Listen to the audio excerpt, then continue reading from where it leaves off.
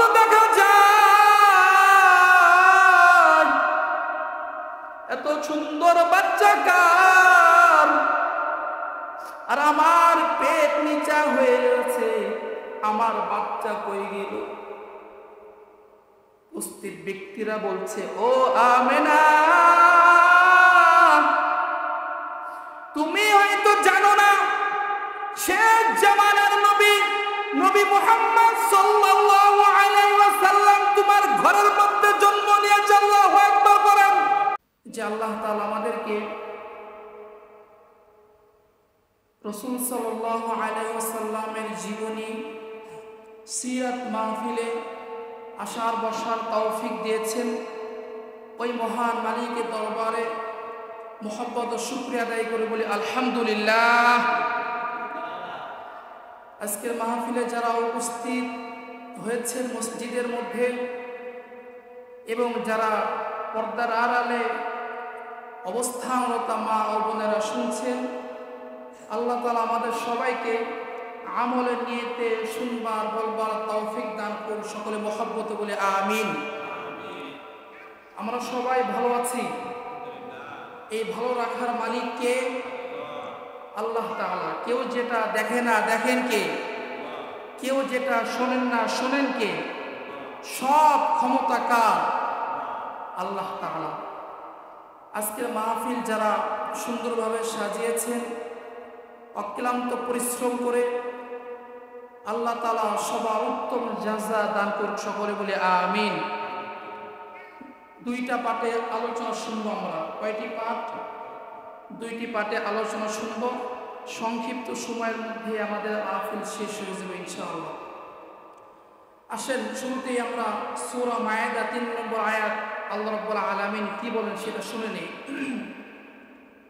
আল্লাহ রাব্বুল আলামিন সূরা মায়েদা 3 নম্বর আয়াতের মধ্যে বলেন, আল-ইয়াওমা আকমালতু লাকুম দীনাকুম ওয়া আতমামতু আলাইকুম নি'মাতি ওয়া রাদিতু লাকুমুল ইসলাম দীনা। আজ আমি তোমাদের জন্য তোমাদের দিনকে পূর্ণাঙ্গ করে দিয়েছি। আলহামদুলিল্লাহ পড়েন। এই দিনটা পূর্ণাঙ্গ, অপূর্ণাঙ্গ আমার রাসূল রেখে যান নাই। তোমাদের প্রতি আমার অনুগ্রহ সম্পূর্ণ করলাম। রাসূলের যত অনুগ্রহ ছিল সব উম্মতের প্রতি দিয়েছেন। সুবহানাল্লাহ। এবং ইসলামকে তোমাদের জন্য দিন হিসাবে মনোনীত করলাম। আলহামদুলিল্লাহ। তাহলে আমরা যে ধর্ম পেয়েছি, এই ধর্মটা পূর্ণাঙ্গ না অপূর্ণাঙ্গ?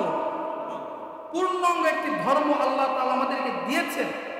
এবং আমরা যে ধর্মের মধ্যে আছি, যদি আমরা শুরু থেকে লক্ষ্য করি, হযরত আদম আলাইহিস সালাম থেকে শুরু করে, তাহলে আমরা দেখব তখন প্রথম যিনি মানব ছিলেন, যিনি নবী ছিলেন, হযরত আদম আলাইহিস সালাম। ঠিক কিনা বলেন? তাহলে এখান থেকে স্পষ্ট হতে পারলাম শুরুতে মুসলমান ধর্ম হিসাবে শুরু হয়েছে। ঠিক কিনা বলেন? এরপরে যত ধর্ম হয়েছে এগুলা আল্লাহর প্রেরিত ধর্ম নয়, এগুলা নিজেদের মন গড়া ধর্ম। এটা নিজেদের বানানো ধর্ম ছাড়া আর কোনো ধর্ম হতে পারে না। কথা বলে ঠিক কিনা? আমরা তো স্পষ্ট হলাম যে প্রথম ধর্ম, প্রথম মানুষ, প্রথম নবী থেকে শুরু হয়েছে মুসলিম। তাহলে মুসলমান ধর্ম ছাড়া বাকি যত ধর্ম আছে এগুলো আল্লাহ তাআলার পছন্দের ধর্ম নয়। তাহলে আমরা আবারও শুকরিয়া আদায় করি যে আল্লাহ তাআলা আমাদেরকে মুসলিম ধর্মে জন্মগ্রহণ করার তৌফিক দিয়েছেন। চাইলে কিন্তু আমাদের বিধর্মীর ঘরেও জন্মগ্রহণ করাইতে পারতেন, বিধর্মীর ঘরে জন্ম হতে পারত আমাদের। আল্লাহ তাআলা মায়া দয়া করে আমাদেরকে মুসলমানের ঘরে জন্ম দিয়েছেন। আলহামদুলিল্লাহ। শুধু তাই নয়, আমার আল্লাহ আমাদেরকে এমন এক দামি নবীর উম্মত হিসাবে কবুল করেছেন। চাইলে আমাদেরকে আমার নবীর আগের উম্মতদের সময় আমাদের জন্ম দিতে পারতেন, কিন্তু আল্লাহ তাআলা মায়া দয়া করে মহব্বত করে শেষ নবীর উম্মত হিসাবে আমাদের কবুল করেছেন। আলহামদুলিল্লাহ। আজ আমরা সেই নবীর সিরাত সম্পর্কে, নবীর আদর্শ সম্পর্কে আলোচনা নিজে শুনব এবং আলোচনাগুলি প্রচার করার চেষ্টা করব তো ইনশাআল্লাহ। আসেন আমরা আমার রাসূলের জন্মের আগে থেকে শুনে আসি, তাহলেই আমাদের সম্পূর্ণ আলোচনা ব্রেনতে ধরবে। আমার রাসূল সাল্লাল্লাহু আলাইহি সাল্লাম এর পিতা ছিলেন আব্দুল্লাহ, পিতার নাম ছিল আব্দুল্লাহ এবং মাতার নাম ছিল আমেনা। আমার রাসূলের পিতা আব্দুল্লাহ সাধারণ একজন মানুষ, ব্যবসা করতেন, ব্যবসার কাজে যেতেন, চেহারার মধ্যে কোনো লাবণ্যতা ছিল না। আল্লাহ রাব্বুল আলামিন যখন অর্ডার করলেন আব্দুল্লাহর মেরুদণ্ডের মধ্যে পয়গম্বর আল্লাহর বন্ধু মেরুদণ্ডের মধ্যে পাঠিয়েছেন, ওই সময় থেকেই আব্দুল্লাহ চেহারা সৌন্দর্য এবং নুরানি হয়ে গিয়েছে। আব্দুল্লাহ চেহারাকে যে সমস্ত নারী দেখত, আব্দুল্লাহকে কেউ ডিস্টার্ব করতো না। আব্দুল্লাহ ব্যবসার কাজে সুন্দরভাবে করতে পারতেন, কিন্তু আল্লাহ রাব্বুল আলামিন যখন অর্ডার করলেন আব্দুল্লাহর মেরুদণ্ডের মধ্যে যখন আল্লাহ তাআলা আমার নবীর পাঠিয়েছেন, চেহারা লাবণ্যতা বেড়ে গেল। তখনকার আশেপাশের সমস্ত নারীরা আব্দুল্লাহকে ডিস্টার্ব করতে শুরু করে দিয়েছে। আব্দুল্লাহর সঙ্গে দেখা হলে বলে, ও আব্দুল্লাহ, তোমার চেহারার লাবণ্য এত বেশি কেন? আগে তো এরকমটা দেখি নাই আমরা। আমি তোমার সঙ্গে প্রেম করতে চাই, আমি তোমাকে বিবাহ করতে চাই। ওই প্রস্তাব শুনে আব্দুল্লাহ তার পিতার কাছে আব্দুল মুত্তালিবের কাছে বললেন, আমার আশেপাশের বাড়ির লোকজন মহিলারা আমার ডিস্টার্ব করে বাবাজান, আমার বিবাহের দরকার, আমার জন্য হালাল ভাবে বিবাহের ফয়সালা আপনি করে দেন।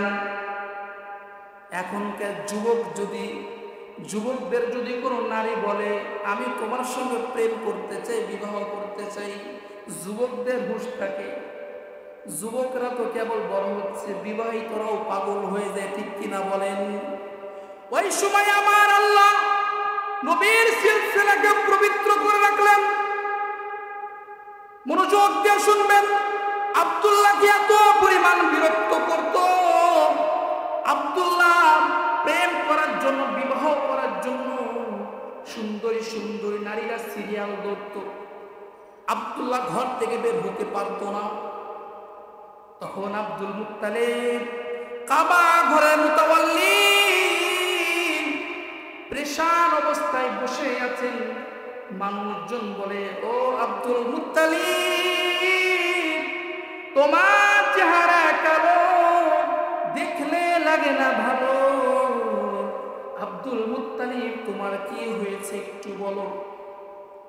আব্দুল মুত্তালিব বলে, ও আমার গ্রামবাসী, আমার ছেলে আব্দুল্লাহ, মক্কার মেয়েরা আমার ছেলেকে ডিস্টার্ব করে, আমার ছেলেকে আমি বিবাহ করাইতে চাই। আব্দুল মুত্তালিব এই কথা সব জায়গায় ছড়িয়ে দিয়েছে। মজলিস থেকে একজন বয়স্ক ব্যক্তি দাঁড়িয়ে বললেন, ও আব্দুল মুত্তালিব, আমার ঘরে একজন নারী আছে, একজন কন্যা আছে, যেই কন্যাকে কেউ এ পর্যন্ত দেখে নাই। আল্লাহু আকবার বলেন। তখন ছিল জাহিল যুগ, যে যুগ ছেলে তার মার সঙ্গে জিনা করত, বাবা তার মেয়ের সঙ্গে জিনা করত, হত্যা করত, বিশৃঙ্খলার যুগ ছিল। ওই সময় আল্লাহ তাআলা কুরাইশ বংশ, আমার নবীর বংশ ছিল কি? কুরাইশ বংশ। কুরাইশ বংশ আল্লাহ তাআলা পবিত্র একটা সিলসিলা ধরে রেখেছে। আলহামদুলিল্লাহ। মজলিস থেকে ফয়সালা হয়ে গেল। আব্দুল্লাহ বললেন ঠিক আছে। আব্দুল মুত্তালিব বললেন আমি আমার ছেলেকে দেখাইতে রাজি, তুমি যদি রাজি থাকো। ওই মজলিসের বয়স্ক ব্যক্তি বললেন মেয়ে আমি দেখাবো ঠিক, কিন্তু তুমি দেখতে পারবে না। কে দেখতে পারবে না? আব্দুল্লাহর বাবা দেখতে পারবে না। মেয়ে আমি দেখাবো, ছেলে মেয়েকে দেখবে, মেয়ে ছেলেকে দেখবে। তখনকার বিবাহর সিস্টেম দেখেন, আর এখনকার বিবাহর সিস্টেম কি? ছেলেও যায় না, ছেলের বন্ধু বাবা তাওয়াই মাওয়াই আরো যা আছে এগুলা গিয়ে নেড়ে চেড়ে দেখে আসে, আসার পরে বলে মেয়ে পছন্দ হয়েছে।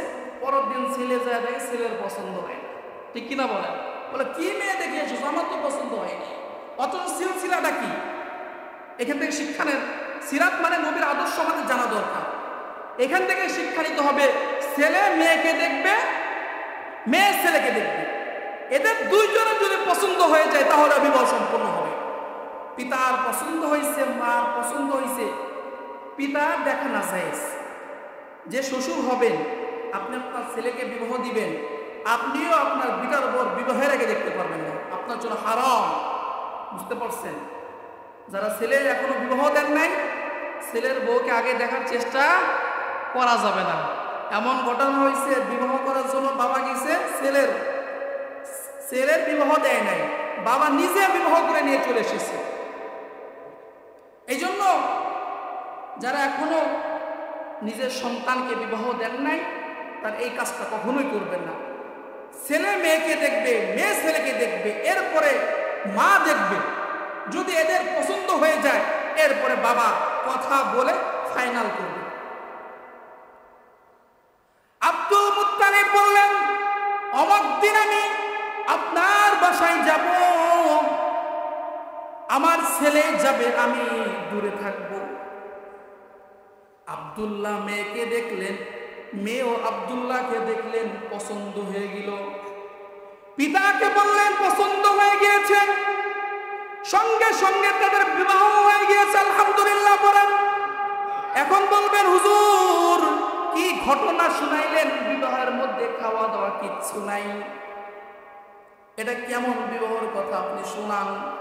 আমাদের বিবাহের মধ্যে এক সপ্তাহ আগে আমরা বক্স আনি, এক সপ্তাহে বক্স আনি, 2 দিন আগে হিজলা বানা করে নিয়ে আসি, একদিন আগে এলাকার মামাতো বোন খালাতো বোন গুছান ড্যান্স করাই, রাত 12টা 1টা পর্যন্ত আনন্দ ফুর্তি করার পরে পরের দিন বিবাহের জন্য প্রস্তুতি নেয়।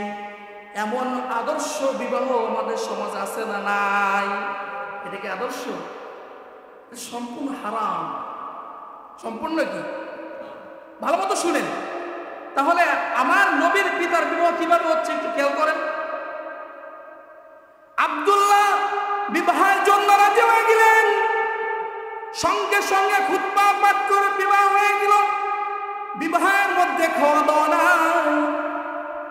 আমাদের সমাজে কিছু সংখ্যক লোক আছে ঘাড়ে ধরে মেয়ের বাড়িতে 100-200 বরযাত্রী নিয়ে বিয়ের জন্য যায়। ঠিক কিনা বলে? সম্পূর্ণ নিষেধ এটা। মেয়ের বাড়িতে ছেলে বিবাহ করে চলে যাবে, যদি খাওয়াইতে মন চায় ওলিমা করবে ছেলের বাড়িতে গিয়ে। কার বাড়িতে গিয়ে? ছেলের বাড়িতে গিয়ে ওলিমা করবে, যদি তার সামর্থ্য থাকে। বুঝতে পারছেন? আর আমাদেরটা কি? উল্টা, মেয়ের বাড়ি যত দখল করা যায়, মেয়ের বাড়িতে 2-300 লোক নিয়ে যায়, যদি ছেলের বাড়িতে যখন ওলিমা করে তখন আগেই বলে দেয়, মেয়েরে আমার শ্বশুর আগেই বলে, জামাই বলে দেয় বাড়িতে কিন্তু সমস্যা আছে, তুমি আগেই জানাই দিও, বেশি লোকজন না আসে। অথচ তারা কিন্তু 200 লোক গিয়ে খেয়ে এসেছে। আর বউকে দেখি শিখাই দেয়, জানাই দাও বাড়ির অবস্থা বেশি ভালো না, কয়েকজন এসে তোমাকে নিয়ে যা। ঠিক কিনা বলে? সম্পূর্ণ উল্টা। ঠিক না? সম্পূর্ণ উল্টা। আবার এই বিবাহের মধ্যে তো জুয়ার ব্যবসাও আছে, সুদের ব্যবসাও আছে, হোটেল সিস্টেম, যেটা সম্পূর্ণ নাজায়েজ। খাবার খাওয়িয়ে অর্থ হাসিল করে। উদাহরণ দেই, মনে করেন আপনি যেভাবে বললেন যে 1 বছর আপনার কাজ নেই, আপনারা যদি একজন দাওয়াত দেয়, অর্থ ইনকাম নাই, আপনি কি খুশি মনে যাবেন নাকি বেজার মনে যাবেন? কারণ আপনি জানেন যে এইখানে দাওয়াত দিয়েছে অর্থ ছাড়া আসার কোনো সুযোগ নেই। মনে কষ্ট না আনন্দ থাকবে? কষ্ট থাকবে। তাহলে মানুষকে, গরিব লোককে দাওয়াত দিয়ে তাদেরকে বাড়িতে নিয়ে তাদের পকেট থেকে টাকা উপার্জন করে তাদের কষ্ট দিয়ে এই খাবারের কোনো অর্থ আসে। আমাদের শিক্ষা নিতে হবে নবীর থেকে। আব্দুল্লাহর বিবাহ হয়ে গিয়েছে, ওই সময় কুরাইশ বংশের সিস্টেম ছিল শ্বশুর বাড়িতে থাকবে, এরপরে আবার তার বাড়িতে চলে যাবে। কয়েকদিন থাকার পরে আব্দুল্লাহ আমেনাকে নিয়ে বাড়িতে চলে গিয়েছে। আমেনা ঘরের মধ্যে 3 মাস সংসার করার পরে আব্দুল্লাহ বললেন, ও আমার প্রিয়তমা স্ত্রী, 3 মাস আমি ব্যবসায় যাই না, আমি যদি এখন ব্যবসায় না যাই আমার যত অর্থ আছে সব অর্থ শেষ হয়ে যাবে। আব্দুল্লাহ স্ত্রীর অনুমতি নিয়ে ব্যবসার জন্য চলে গেলেন সিরিয়ায়। ব্যবসা করতে করতে অনেক দেরি হয়ে গিয়েছে, বাড়িতে আসতেছে না। হঠাৎ ব্যবসা শেষে যখন বাড়ির দিকে রওনা হয়েছে, প্রতিমধ্যে আব্দুল্লাহ অসুস্থ হয়ে গিয়েছে, প্রচন্ড জ্বর হয়েছে। তার কওমের যে সমস্ত লোক ছিল অধিকাংশ লোক চলে গিয়েছে, কিছু সংখ্যক লোক আব্দুল্লাহ সেবা করছে। এক পর্যায়ে আব্দুল্লাহ ইন্তেকাল করেন এবং তার জানাজা ওখানে হয়ে যায়। সংবাদ চলে এসেছে মক্কায় আব্দুল মুত্তালিবের কানে। গভীর মনোযোগ দিবেন এইখানে। আব্দুল মুত্তালিব দাঁড়িয়ে আছে, কাফেলার লোকেরা এসে বলছে, ও আব্দুল মুত্তালিব, তোমার ছেলে ব্যবসার জন্য গিয়েছিল, তোমার ছেলে ইন্তেকাল করেছে, মারা গিয়েছে। আব্দুল মুত্তালিব চোখে পানি নিয়ে তার ছেলের বউয়ের রুমের মধ্যে আসছে। এসে দেখে আমেনা বসে বসে পেট নাড়ছে আর বলছে, বাবা না মা, তোমার বাবা ব্যবসার জন্য গিয়েছে, তুমি কবে দুনিয়ায় আসবে? তোমার বাবা তোমাকে দেখবে, আমি তোমাকে দেখব। আব্দুল মুত্তালিব বলে, ও বৌমা, তুমি কি করছো? আমেনা ডাক দিয়ে বলে, আব্বা জান, আমি হব মা আর আপনি হবেন দাদা।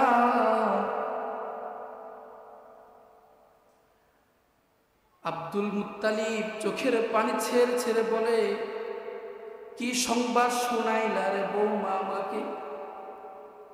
আমেনা চোখের পানি দেখে জিজ্ঞাসা করলেন, আপনি কিসের জন্য কান্না করেন?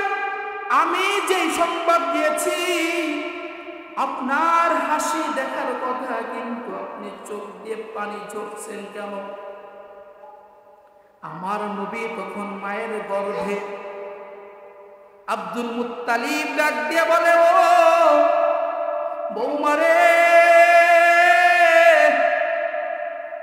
আমার যে নাতি গর্ভের মধ্যে,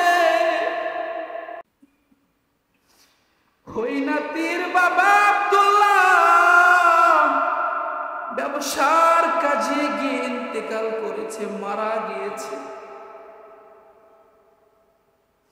কিছু কিছু রেওয়াতে আসছে তখন আমার নবী 6 মাস বয়স, কোন রেওয়াতে আছে আমার নবীর 4 মাস বয়স। আমেনা চোখের পানি ছেড়ে ছেড়ে কান্দে। এভাবেই কয়েকটা দিন পার হয়ে যায়। যখন বছর শেষ হয়ে গিয়েছে, ঘরের মধ্যে আমেনা ঘুমিয়ে আছে, লক্ষ্য করবেন। হঠাৎ স্বপ্ন দেখছে আমেনা, আসমান থেকে কারা যেন সুন্দর চেহারাওয়ালা ঘরের ছাউনি ভেদ করে ভিতরে ঢুকেছে। আমেনা ঘরের মধ্যে আলো চমকাচ্ছে, আল্লাহু আকবার বলেন। তাদের দিকে তাকিয়ে বলছে, তোমরা কোথা থেকে এসেছো? আমার স্বামী নাই, এই ঘর কে ঠিক করে দিবে? তোমরা যে উপর দিয়ে ঘরের মধ্যে ঢুকলা। উপস্থিত লোকজন বলছে, আল্লাহ তাআলা আমাদেরকে জান্নাত থেকে আপনার ঘরের মধ্যে পাঠিয়েছে। আল্লাহু আকবার। আমেনা ওই ব্যক্তিদের দিকে তাকিয়ে বললেন, কিসের জন্য এসেছো? ওই জান্নাতি মানুষেরা বলছে, এই ঘরের মধ্যে শেষ জামানার পয়গম্বর নবী মুহাম্মদ আসবে। আল্লাহু আকবার। আমেনা বললেন, ভুল ঘরের মধ্যে ঢুকেছেন আপনারা, আমার ঘরে কেউ নাই, আর কেউ আসবে না, শেষ জামানার নবীও আসবে না। আমেনা তাদের কথা না শুনে আবার ঘুমিয়ে পড়লেন। আমেনা ঘুমিয়ে গিয়েছেন। হঠাৎ কয়েক ঘন্টা পরে যখন তার ঘুম ভাঙলো, ঘুম ভেঙে দেখেন আমার নবী মুহাম্মদ মাথা নিচের দিকে দিয়ে শুয়ে শুয়ে ফিসফিস ফিসফিস করে কি যেন আদায় করছে। আমেনা চোখের পানি ছেড়ে বলেন, ও জান্নাতীরা,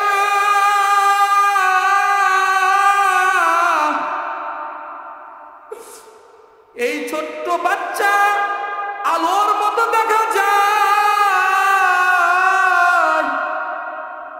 এত সুন্দর বাচ্চা কার? আর আমার পেট নিচা হয়ে গেছে, আমার বাচ্চা কই গেল? উপস্থিত ব্যক্তিরা বলছে, ও আমেনা,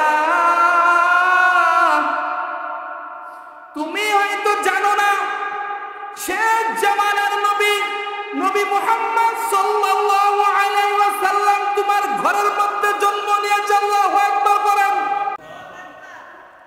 আমেনা ডাকিয়ে বলে, আমার পেট নিচা হয়ে গিয়েছে, কিন্তু এক ফোঁটা রক্ত দেখি না কেন?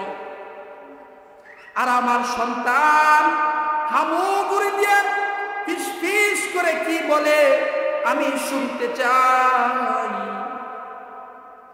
আল্লাহ তাআলার নিয়ামতে আমেনার সন্তান যখন হয়েছে, এক ফোঁটা রক্ত জমিনে পড়ে নাই, তার কোন রক্তই ঝরে নাই। নবী মুহাম্মদ, আমেনা ঘুমিয়ে আছে, আমার নবী ঘুমের ভিতরেই বের হয়ে চলে এসেছে দুনিয়ায়। আমেনাও বুঝতে পারে না। আল্লাহু আকবার করে কোন ব্যথা বেদনা কোনটাই সহ্য করতে হয়নি। আমার নবী সিজদায় পড়ে ইয়া উম্মতি জন্মের পরে বলেছেন, আমরা সেই নবীর উম্মত। আব্দুল মুত্তালিব এসে তার নাতিনকে কোলে নিয়ে হাউমাউ করে কান্দে, বলে, কি একজন শিশু দুনিয়ায় আগমন করল, তোমার বাবা দুনিয়ায় নাই, এতিম হয়ে তুমি দুনিয়ায় এসেছো। আমার নবীর 6 বছর বয়স যখন আমেনা মারা যায়, আমার নবী একেবারে এতিম। এই জন্য আমার নবী বলে, আমি দুনিয়ায় এতিম।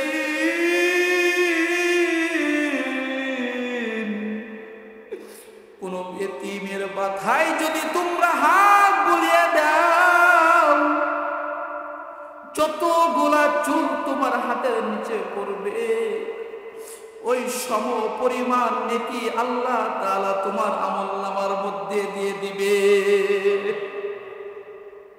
নবী আমার এতিম, এতিম নবী দুনিয়ায় আগমন করলেন। নবীর মাও নাই, বাবাও নাই। নবীর দাদা আব্দুল মুত্তালিব সঙ্গে নিয়ে বড় করেছেন। নবীর বয়স যখন 25 বছর হয়ে যায়, আল্লাহর কুদরত অনুযায়ী আমার নবীর বিবাহ সম্পন্ন হয়। আমার নবীর এত আদর্শ ছিল, রাসূল সাল্লাল্লাহু আলাইহি ওয়াসাল্লাম যখন দাওয়াতের কাজ করতেন, মক্কার কাফেররা আমার রাসূলকে মার দিত, ঘুষি মারত। যখন রুকু অবস্থায় থাকতেন, নবীর পিঠের উপরে নাড়ি ভুড়ি চাপিয়ে দিত। যখন দিনের দাওয়াত দিতেন, নবীর উপরে জুলুম করত।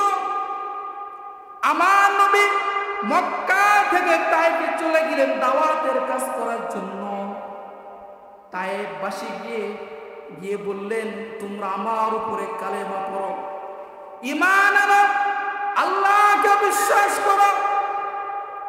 আমার রাসূল যখন দাওয়াত দিচ্ছেন, তায়েফের কিছু দুষ্টু ছেলেকে লেলিয়ে দিল, যাও যাও ওই মুহাম্মাদের হত্যা করে আসো।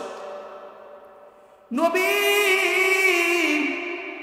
দাওয়াতের কাজ শেষ করে যখন যাচ্ছেন, তায়েফের ছোট্ট ছোট্ট বাচ্চারা নবীকে পাথর মেরে মেরে ক্ষতবিক্ষত করে দিয়েছে। হাদিসের মধ্যে বর্ণনা এসেছে, নবীর পুরো দেহ রক্ত রঞ্জিত হয়ে গিয়েছে এবং রক্তের জুতা মুবারক পায়ের সঙ্গে লেগে গিয়েছে। এত পরিমাণ কষ্ট দিনের জন্য, উম্মতের জন্য করেছে। সহ্য করতে না পারে ফেরেশতা বলে, ও পয়গম্বর, আমাদেরকে অনুমতি দেন, এই তায়েফবাসীকে 2 পাহাড়ের মাঝখানে ফেলে হত্যা করে দেন। নবীর শরীর দিয়ে রক্ত ঝরছে। নবী আল্লাহর কাছে বলে, আল্লাহ, আমি এই তায়েফের জন্য হিদায়াতের দোয়া করব। আমার শরীর দিয়ে রক্ত ঝরছে, আমার কেউ নাই, পুরো শরীর দিয়ে রক্ত ঝরছে। নবী তায়েফবাসীর জন্য রহমতের দোয়া করলেন। আর আমরা কিছু হইলেই মানুষের জন্য বদদোয়া করি, কথা বলেন ঠিক কি না? আমার নবীর এত মারল, এত মার খেল, এরপরও আমার নবী কিন্তু পরিমাণ বদদোয়া দেয় না। দিনের জন্য আমার নবী অনেক কষ্ট করেছেন। জন্ম থেকেই তিনি এতিম ছিলেন। এই জন্য এতিম যখনই দেখব মাথায় হাত বুলিয়ে দিব, এতে সওয়াব হবে কি হবে না, অনেক নেকি হবে। আমার নবী যখন শেষ নিঃশ্বাস ত্যাগ করবেন, তার আগে শেষ ভাষণ দিয়েছিলেন, তখন আমার নবী মানুষকে বলেছিলেন, তোমাদের কাছে আমি পূর্ণাঙ্গ দিন রেখে যাচ্ছি, তোমরা হিফাজত করবে। আমার রাসূল সাল্লাল্লাহু আলাইহি সাল্লামের যখন মৃত্যু হয়, আমার রাসূল ঘরের মধ্যে হুজরা শরীফের মধ্যে শুয়ে আছেন, ফাতেমা পাশে বসা, নবীর স্ত্রীর পাশে বসা। হঠাৎ সংবাদ সমস্ত জায়গায় ছড়িয়ে গেল, নবী মুহাম্মদ ইন্তেকাল করেছে। সমস্ত মক্কাবাসী থম মেরে গিয়েছে। এমন একটা পরিস্থিতি হয়েছে, তখন যে কাজ করছিল তার ওই কাজ বন্ধ হয়ে গিয়েছে। যে জমিনে কাজ করছিল তার জমিনের কাজ বন্ধ হয়ে গিয়েছে। যে ঘরের কাজ করছিল তার ঘরের কাজ বন্ধ হয়ে গিয়েছে। এবং কি এক সাহাবী বলে ফেলেছে, আমার নবী ইন্তেকাল করেছে। আমি আল্লাহর কাছে হাত উঁচা করে বলেছে, আল্লাহ, আমার নবী দুনিয়া ত্যাগ করেছে, আমার চোখ তুমি চিরতরের জন্য বন্ধ করে দাও। যে চোখ আমার নবীরে দেখবে না, এই চোখের পাপ তুমি ছিনায় নাও। আল্লাহ তাআলা সঙ্গে সঙ্গে তার চোখের পাওয়ার ছিনাই দিয়েছে। হযরত আবু বকর সংবাদ শুনে হুজরা শরীফের মধ্যে গেলেন। যাওয়ার পরে চাদর সরিয়ে কপালে চুমা দিয়ে দেখলেন পয়গম্বর দুনিয়া ত্যাগ করেছেন। বাহিরে এসে ওমর দাঁড়িয়ে আছে তরবারি নিয়ে। আমার রাসূলকে ওমর রাদিয়াল্লাহু তাআলা অনেক বেশি ভালোবাসতেন। ওমর তরবারি নিয়ে দাঁড়িয়ে আছে। লোক সমাজে বলছে, যদি কেউ বলো আমার নবী মারা গিয়েছে, আমি আমার তরবারি দিয়ে তোমার গর্দান কেটে ফেলব। ওমরের ভয়তে সমস্ত মানুষ থম মেরে গিয়েছে, কেউ বলছে না নবী মারা গিয়েছে। আবু বকর হুজরা শরীফ থেকে বের হয়ে ওমরকে ডেকে বললেন, সবাইকে একসঙ্গে করো। আবু বকর বললেন, আমার নবী ইন্তিকাল করেছেন, আমার নবী ইন্তিকাল করেছেন, এটাই সত্য। আমার নবীর আগে যারা আগমন করেছিল, ইন্নাকা মাইয়িতু ওয়া ইন্নাহুম মাইয়িতুন, নবীর আগে যারা এসেছিল তারাও মৃত্যুবরণ করেছে, নবীও মৃত্যুবরণ করেছে, নবীর পরে যারা আসবে সবাইকে মৃত্যুবরণ করতে হবে।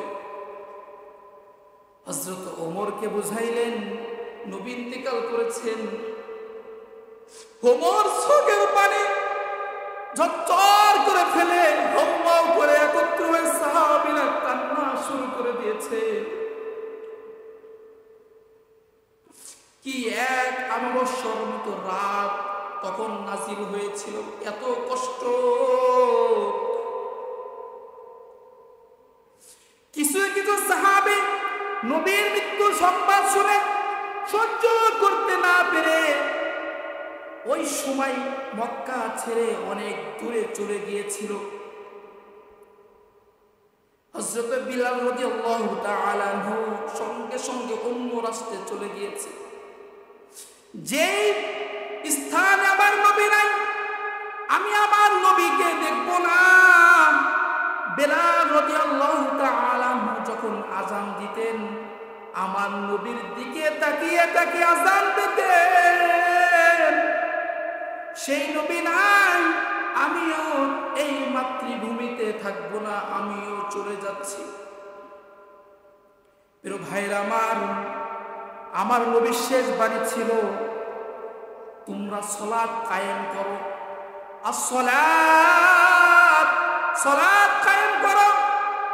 আমার নবীর মৃত্যুর সময় কাউকে নিয়ে ভাবে নাই, শুধু বলেছিল ইয়া উম্মতি ইয়া উম্মতি, উম্মতের কথা বলেছিল। হযরত আবু বকর রাদিয়াল্লাহু তাআলা আনহু বললেন, এই সাহাবীরা শুনে রাখো, আমার নবী তোমার নবী শেষ নবী, দুনিয়া ত্যাগ করেছেন। তোমরা যারা রাসূলের উপরে ঈমান এনেছিলে, যারা নবীকে দেখে নামাজ পড়তে, তারা জেনে রাখো নবী মারা গিয়েছে। আর যারা আল্লাহর জন্য নামাজ আদায় করতে, সালাত আদায় করতে, তিনি চিরঞ্জীব, আল্লাহ দুনিয়ায় আছে, আল্লাহ সব জায়গায় আছে, আল্লাহ কখনো মৃত্যু নাই, আল্লাহ সব কিছু দেখেন। আমরা যার ইবাদত করি তিনি আমাদের আল্লাহ।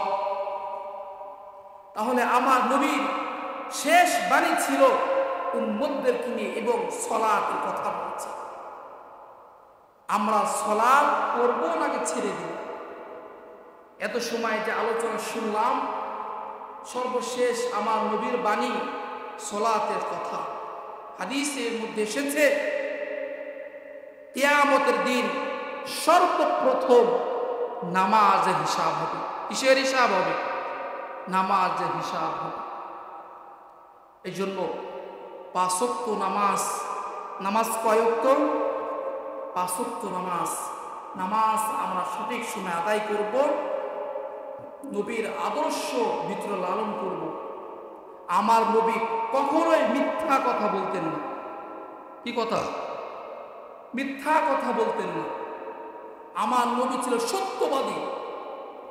আমার নবী আমানতের খেয়ানত করত না। আমার নবীর কাছে কাফেররা আমানত রাখতেন। সুবহানাল্লাহ পড়েন। আমার নবীকে কত বিশ্বাস করতেন কাফেররা, যে কাফেররা নবীকে হত্যার চেষ্টা করতেন, সেই কাফেররাই আমার নবীর কাছে আমানত রেখে দিতেন। এজন্য আজকে সিরাত মাহফিল থেকে আমাদের শিক্ষা নিতে হবে যে আমার নবী শেষ নবী। আমার নবী মিথ্যা কথা বলে নাই, আমার নবী সত্য কথা বলেছে। আমার নবী ব্যবসা করেছে, কখনো ব্যবসায় কম বেশি করে নাই, সমান মাপে আমার নবী ব্যবসা করেছে। আমার নবী আত্মীয় স্বজনের হক সঠিকভাবে আদায় করেছে, কাউকে ঠকায় নাই। আমার নবী পাড়া প্রতিবেশীর হক সঠিকভাবে আদায় করেছে, কাউকে ঠকায় নাই। আমার নবী সুদ খায় নাই। আমার নবী কোনো নেশা ছিল না। তাহলে আমার নবীর যে আদর্শগুলো ছিল সব আদর্শ ভালো, ঠিক কিনা বলে? তাহলে আমরা নবীর ভালো আদর্শ নিব ইনশাআল্লাহ। আমার নবীর জীবনে সুন্দর, আমার নবীর জীবনে সুন্দর। আমরা আমার নবীজির জীবনী থেকে নবীর আদর্শ নিয়ে আমরা আমাদের জীবন পরিচালনা করব। তাহলে আজকে সিরাত মাহফিল সফল করব ইনশাআল্লাহ। আল্লাহ তাআলা আমাদের সবাইকে আমার নবীর আদর্শিত হওয়ার তৌফিক দান করুন বলে আমিন।